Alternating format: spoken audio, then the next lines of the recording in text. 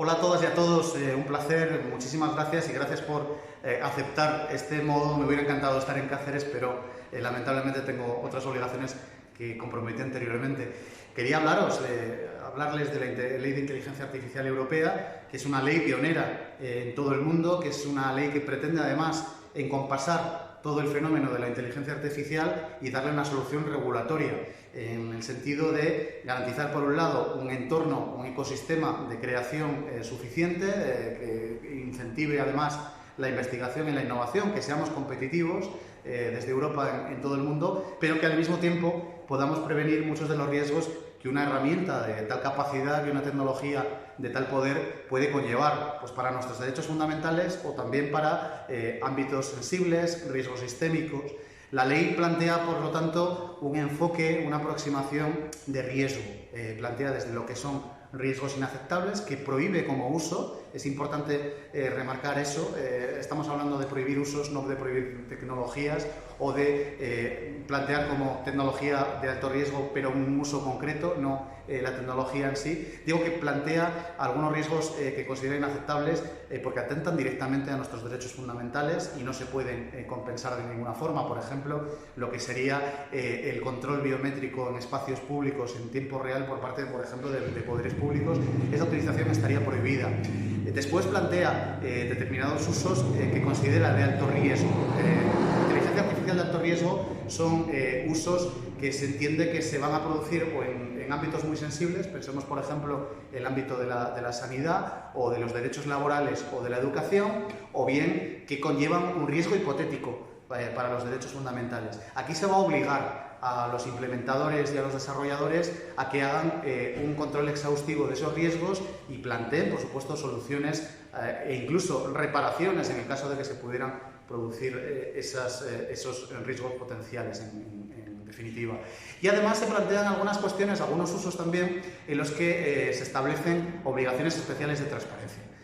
Por ejemplo, si hablamos en el ámbito de la cultura, si hablamos de la creación de deepfakes, es decir, imágenes creadas por inteligencia artificial que simulan una creación humana o que simulan incluso a un ser humano o una voz humana, se va a plantear la obligación de que se establezca una marca de agua, una especie de etiqueta que nos advierta de que se están utilizando inteligencia artificial, de que estamos ante contenidos creados por inteligencia artificial, porque es un derecho que entendemos mínimo para un ciudadano, ser consciente de que está interactuando con una inteligencia artificial. O si hablamos, por ejemplo, de este surgimiento, de este boom de las tecnologías de inteligencia artificial generativa, vamos a plantear que se haga o se nos dé una información exhaustiva de qué datos se han utilizado para el entrenamiento de esos modelos, porque tenemos la constancia de que se han utilizado en muchos casos datos que están o bien licenciados o que son materia de propiedad intelectual, que tienen titulares de derechos, y que se ha utilizado algún tipo de subterfugio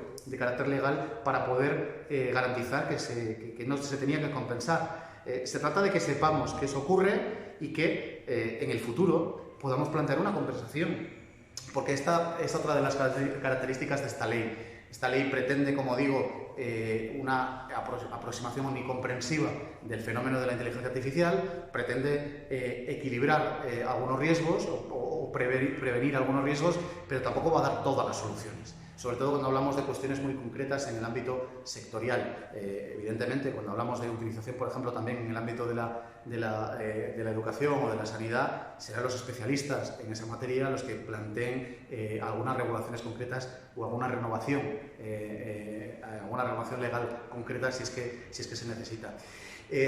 Creo que la ley va a plantear un ecosistema en Europa, un mercado digital en Europa, un entorno digital europeo de confianza.